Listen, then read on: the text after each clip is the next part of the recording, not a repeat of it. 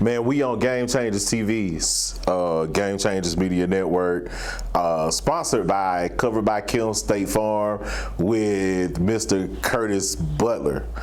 How you doing, man? I'm great, man. Great to be here, Dre. Hey, it's always good. I get to sit down by a lot of greats and talk to a lot of great people, but this interview is special because I knew you before you actually wrote a book, right? Yes. Okay. We met at Tabernacle of Praise. Yes. Under Pastor T.J. McBride. Yeah. You know, you came from higher living, right? Mm-hmm. Tell us the process about, you know, you moving from higher living to TOP. What happened? Because that was the journey where we met. Yeah, things happened in the church, and you know, people feelings were hurt, a little church hurt, and you know, we were like, do I want to go to another church and deal with the same thing again? And then we prayed about it. You know, we looked at Tabernacle of Praise. And when we got there, the majority of people were from high living, so we knew each other. So it gelled great. So it's like a transition period. Transition, yeah. Okay. Because high living, like you're moving up that ladder, basically in your spiritual role in life. Gotcha. Higher Living was one of the premier churches in Atlanta, right? Yeah. Big church, mega church. Man. Yeah. Everything was nice. It was there. Yeah. My sister went to Higher Living. Yeah.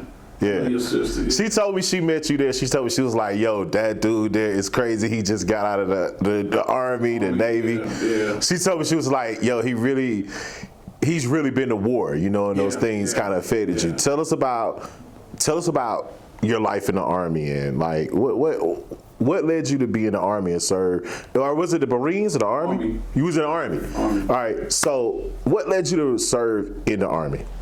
My grandfather did Navy. My dad was Army. So I was like, well, I couldn't swim. So, so I said, well, I don't want to drown on the first day in the military. So I decided to go in the Army. And, and I enjoyed it. Went to Fort Jackson in South Carolina in 1989. Served from 89 to 91. Okay. 12 years inactive Ready Reserve. And did 7 years full time with our 1st Armored Division. In the 1st Armored Division? Yeah. Okay. Now, you actually were on the battlefield with machine guns, real artillery. Yeah. Real artillery. And I know you can't really probably talk about some of the things that happened because you work like top secret service. Yeah. Tell us about that life and what led to that, because I know that was a huge you're protecting some of the biggest people in America, or American value. Tell us what that experience was like. You really have to watch what you say and do, because with that top secret clearance, you know, if you say the wrong thing, it's espionage. You know, you get hit with the heavy federal litigations. Okay. And you want to really, you know, step back and just look at, well, I can say this, I can do this, I can't do this, I can't do that. So gotcha. If I ask you questions before you go out and speak, you have to really think about it first, because when you're in a war zone, the Iraqis, they would, you know, say certain things, and you have to catch yourself like, oh, okay, yeah, I got you, and you have to like play off it, but not let them know that you knew what they were doing. Okay. That's where you don't want to give yourself away. Gotcha. Yeah. Gotcha. So you fought in was it the Gulf War, Persian Gulf War? No, I was stateside for the Gulf War. Okay. Iraqi freedom. Iraqi freedom. First one, yeah. After 9/11. That was that like Saddam Hussein, those guys? Yes. Now, politically, I think Saddam was killed on a political effort. I have my different views on it. I don't want to say it on here, but I got my different views on it. What do you think was the premier thing that led America to say, we got to get rid of this guy? Well, those are the type of things right there. I have to really watch myself when I speak on that. Okay. I try not to go into that subject because it's touchy for some people, not for others. Mm-hmm. All I can say is I raised my right hand to protect the country and Gotcha. our friends against all enemies. Exactly. So that's the safe answer right there. So, that's the safe answer. That's the safe answer. That's the safe answer. That way I don't have the men in black knocking at my door. That's right. That's right. Because you have a code of conduct to keep. Yes. High security level, high crossing. Mm-hmm. You serve with the president. I did security for President Bush, the son. The son. Yeah, Condoleezza Rice. Okay. And a lot of the staff, the White House staff that came to Bayat, which is Baghdad International Airport. Okay. And how did you get involved in that? I was already doing security for General Dempsey. Okay. And his team was in charge of this setup, the SOP, which is the standard operation procedures. Okay. I had to revise that. You had to revise before everybody came in. The do's and don'ts. When the president came in, they didn't like to have weapons, so everybody stood down. They call it staying down. Okay. And they closed off the streets. You couldn't walk around Baghdad. they didn't know if you had a soldier that's disgruntled and was going to take a shot, so they closed everything down. It's just for security purposes, and which is understandable. When you have the highest man in the government come, you have to do certain things and move certain ways. Right. Yeah. All right. So you serve in the Army. Mm-hmm. Was it 20, 30 years? I did 19 years. You did 19 years. 19. In the middle of the war over in Iraq, you're in the middle of the war field. Bombs going off, people legs flying out. Like you were really in the war. Like meaning, it wasn't like you were serving on somewhere else. Yeah, you walk around. Stateside, yeah, I was there. You was there. Yeah. Right. When you watch a movie. Yeah. It was 1,000 times worse than that because you actually heard the explosions. You smell the bodies of people that's getting burned up in cars that got hit with RPGs, IEDs. Wow. And so you saw the mangled bodies. I put some pictures in the book of Iraqis, but I had to put them in. They were in body bags, so I couldn't have the pictures of the bodies out. So they had to be in a body bag. Right. That's the only way that I really could put the book out. Right. By having it in, just to show that these are all bodies in here. Okay. And this is what war is all about. Yeah. Everyday life. There's no win and lose in war. Somebody's going to die on both sides. Right. That's what it is. Wow. Yeah. Why?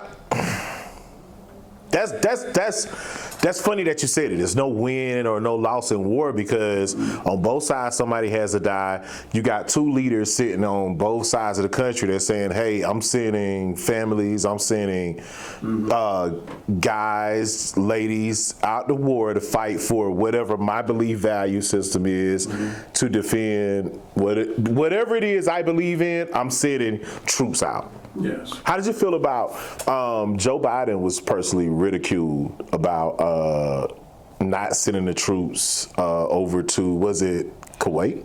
Was it Kuwait just recently? The Taliban or something like that, where the airport got bombed and American soldiers died? That was the soldiers coming home from Afghanistan. Okay. And people ask me that question. They say, well, what do you think we should have done? Okay, now military, when you move around, right? One, we talk too much. Okay. You can't say on the news we're moving 10,000 soldiers back to the States. See, they have televisions over there as well. Okay. Everything that we say here in the States, they're listening. So it's almost like you tell them our game plan. Sometimes when you move, or all times when you move, you want to keep this close because this right here get a lot of people killed. Wow. If you just go and move 100 at a time, 200 at a time, 300 at a time, it's safer. Okay. See, now when they all went to the airport, they got bum rushed. Wow. Sometimes we, as government officials, we have to stifle ourselves. That's okay. a lot of stuff is top secret. So They say it to the CNN, Fox News, MSNBC News. I'm sitting and watching. What are y'all doing? What are y'all doing? If a soldier did that, they would lock the soldier up. They would say he or she did treason. So again, we have to stop talking. If we're gonna go ahead and move like that many people, just go ahead and move them. That's huge that you said that. I didn't even look at it like that. It's almost like if you get a loan from the bank, you're going to take 30 years to pay it back. Mm-hmm. But if you rob a bank, you're going to serve 10 years and you don't have to pay it back. Yeah. Well, you pay it back with your life. With your life. Just like the soldiers. Okay. Brothers and sisters out there, when they jump on them planes, you got RPGs that can knock those planes out the sky. Okay. When you're on that runway, you got to go like 2 football fields before the plane take off. You're getting shot at. Wow. So, again, if you're going to move a military mission like that, and you're going to move them back home, don't say nothing. That's right. Just let them go ahead. Between the top people in the military, those are the ones that should know. Wow. That's it. Something American public, sometimes we need to just sit back and let our government do what they're supposed to do. If people get mad, well, they're not letting us know when they go home. Okay, now we let them know. Now, soldiers got killed. Now they mad at the president. Okay, which one you want? You can't eat your cake and ice cream too. You got to have one or the other. It's just plain and simple. So, 19 years you serve in the Army. Mm-hmm. You see people die, mm-hmm. sometimes right beside you. Mm-hmm. Sometimes people, you like me and you were talking, 10 minutes later they're dead. Yeah. Wow. I wrote about that in the book too. You wrote about that in the book. All right. And to this day, I still see those people, whether my eyes are closed or open, I can still see them because it's like. It's the energy. Yeah, and it's like, you got to tell these people, these soldiers' parents that their 18-year-old or 19-year-old is not coming home. They're fresh off the block. They don't have kids. They get ready for high school and they go off and fight the war. And now, when the soldiers come home and they have the parades, you're gonna look at the parents, the husband and wives, the kids, that when you have the parades, is anybody comforting to the family members of the soldiers who didn't come back? Right. That's interesting because a lot of times you find soldiers who served in the Army, mm-hmm. soldiers who it's like the Army portrays if you're in the Army and you retire from the Army, you'll have a good life. Mm-hmm. You'll be paid, your doctor bills are taken care of, your health security is taken care of. You're pretty much set. You got a house, table to take care of your family. But some soldiers find themselves without. Yeah. Nothing. Oh, yeah. Zero. Mm-hmm. Yeah, you must have read the book. A warrior married to his wife in PTSD. I was a soldier who did security for the highest person in office. Okay. I was homeless. Wow.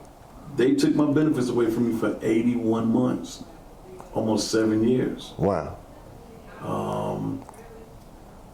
It was crazy. When I went to federal court with my attorney, I found out that the eye care system that the VA says, they need to take that down. I found out so much bad stuff at my court hearing. I was hotter than fish grease. I was steaming. I wanted to do bodily damage, man. Collateral damage, man. I couldn't believe it. My attorney tells the judge, says, my client had 15 notice of disagreements. Notice of disagreements is disagreements against the VA, regional office, doctors, whoever. And I had an RCOM that stated my job in the military. That's an award signed by Congress. Okay. He tells the federal judge, they didn't even open it. Wow. It sat there for 81 months. On the federal judge table? No, at the VA. At the VA. Office. So it hadn't even reached court. It didn't even, They didn't even look at it at all. They just sat there. You're barely holding on by the skin of your teeth. Yeah, I lost some stuff. Okay. But I'm good now. Okay. It was my celebrity status that put me on the radar. They put you on the radar? Because you did you wrote a book before the Warrior. PTSD, my story, please listen. Right. You wrote, because I remember first meeting you, you published the first book. Mm-hmm. You did haircuts for veterans. 3 haircuts for the veterans and the homeless veterans in the community. In the community. Uh-huh. So during this time, you were fighting for your life to basically, so after you fight for America, serve time for your country for 19 years, I'm thinking you go home, live in a house on a hill, you're good, life is good. That's in the movies. That's in the movies. It's in the movies. But you find yourself looking like, okay, well, what happened? Because I was being human. Okay. And let me explain that. When we go to war zone, we go down to we call it the sandbox, hot box. We consider heroes downrange. Right. Because we're doing a humanity service. Okay. Okay. Now here it is. I come home and do humanity service by giving out free haircuts, paying it forward at Georgia Power Company. Right. Made the news, ABC News, CNN, Give Like a King with Tiny and T.I. Okay. That was too much for them. That was too much of me doing too much, and it was wrong to them in their eyes. Okay. So I'm like, so how can you separate humanity service in the military, humanity service back home? Right. You really can't. You can't, because it's crazy, because America, the world's perspective of different things, it just kind of doesn't make sense in a lot of ways. Now, in your humanity walk, you went to Georgia Power. Mm-hmm. It was like 12 families. Nah, it was the whole. It was packed in there.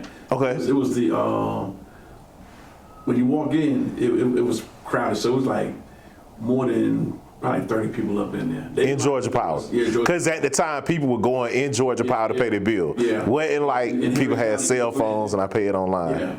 Okay. So I went in and I paid my bill, and I was right here. Okay. And there's grandparents. They were right onto my right. Okay. And God said, step back 3 steps, then go 3 steps to your right. I want you to line up with them, and I want you to pay attention to them. Okay. And I listened, and the grandmother was on this side, her husband was on this side. And she said, baby, how are we gonna pay the bill? You know, we got family coming in. And God said, intervene. And I said, excuse me, ma'am. She said, yes. I said, you're having problems paying your bills? She said, yes. I said, I got you. Merry Christmas. I didn't know what the bill was. You didn't know what it was? No. You just, okay. I put it in my pocket. And then when I paid their bills and I gave her a hug and I gave her husband a hug, okay. I turned around like this and said, anybody else need their bills paid? They said, well, who are you? You a rapper? I said, no, my boy T.I. stay down the block. Yeah. And then we do an article with me, T.I. and Tiny. Okay. You know, so, you know, it's crazy. So did you meet T.I. before you did the deed for it? I met him through that. Okay. His people call my people. I was on my way to How You Living. Okay. To do an interview with ABC News over the line. Okay. Beth from and Diane Sawyer's people, and she called, and T.I. called right when I was getting ready to do the interview. Right. And they wanted me to come to his event for veterans. Okay. And they gave me information, and I was like, okay, cool, bet I'll be there. Okay. And I finished the interview with Diane Sawyer's people. And when it made worldwide news, you know, I walked into the VA in Decatur, and they was like, yeah, that's it right there, man. So they already had in their mind already, like, oh, who you were. He doesn't have PTSD, he's this, and this, and, you know, he's saying that he's retired, and so they were characterizing me right. the whole time. The doctors, they were putting blogs in my record to discredit, you know, my characteristics. And when I showed the director that, hey, this is what they're doing, to your veterans, and they said, well, my doctors don't do that. So I showed it to them, they saw it, and I said, you need to change my records back so that I can have my 100% total and permanent individual unemployability. And they said it's going to take a while. So I said, well, I'll see y'all in court. And here I am today, with my benefits back, and I'm still being a blessing to people around the world because they're loving the book. Whether you're military or civilian, people are hitting me up and they're receiving their benefits. So this book actually is taking care of the military side and the civilian side. But don't forget, do not put the military PTSD and civilian PTSD in the same box because it's totally different. So I tell people all the time, don't do that because you're going to make a military person real upset with you. So Right. But the information is for both parties. Okay. So if a civilian has something going on, they can call any of the numbers that I have in my book. Okay. And they can go ahead and reach out to them and get the help they need, the necessary help they need. And I did a radio piece 2 weeks ago, I think, right? And this is what a lot of people don't know. Okay. When you go to the doctor, it's 38 states that you only need one consent to go ahead and record. Georgia is one of the states. I had VA tell me I can't record. And I said, you might need to Google this because yes, we can. You can't record, meaning? I can record my doctor's appointment. Okay. So they tell you here in Georgia you can't, pull it up and show it to them. Okay. You can record whether you're the VA or you're a civilian doctor. You can record, and the reason being is you want to make sure when you explain stuff to people, you're not missing a step. You're not adding, you're not taking away. Because see, before I was recording, I would go down to records department. And I would get my records, and then the things that I talked about with a doctor, it's not in the records. Okay, so this plays in how you receive your benefits? This plays how you receive your benefits when you got to go to the federal level and go to the federal court. Okay. Because when you sit down, believe me, trust me, I was there. Dot your I's, cross your T's, put the red punctuation, commas, everything. Wow. You can't have one thing wrong when you're in front of that federal judge. You gotta have it. You gotta have it right. You gotta be on point. You gotta have it right. You have to be on point. Check. We're gonna go to a commercial break. Covered by Kim. Covered by Kim State Farm. We're gonna go to commercial break. We're gonna come back because I want to talk about more about exactly what you just stated. Okay.